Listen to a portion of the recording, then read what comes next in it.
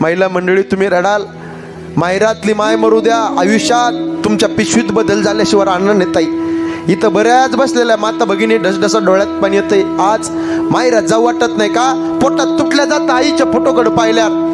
देवातला देव घरातला दिवा पाहिला की आईचा चेहरा डोळ्याच्या समोर येतो. घराच्या समोरची रांगोळी पाहिली की आईचा चेहरा डोळ्याच्या समोर येतो.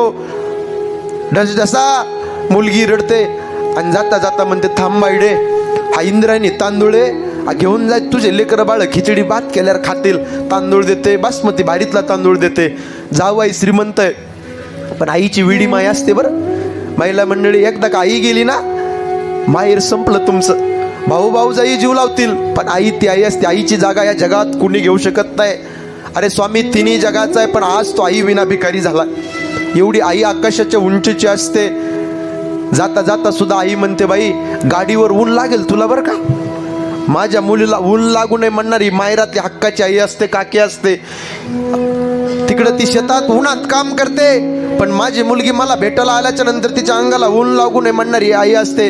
महिला मंडळी, माहेरात आई असली की लय आनंद वाटतो. हक्काने चपला सोडण्याचा उमरा असतो. माहेरात बाप असला की दिवाळीच्या सणाचा मुराळी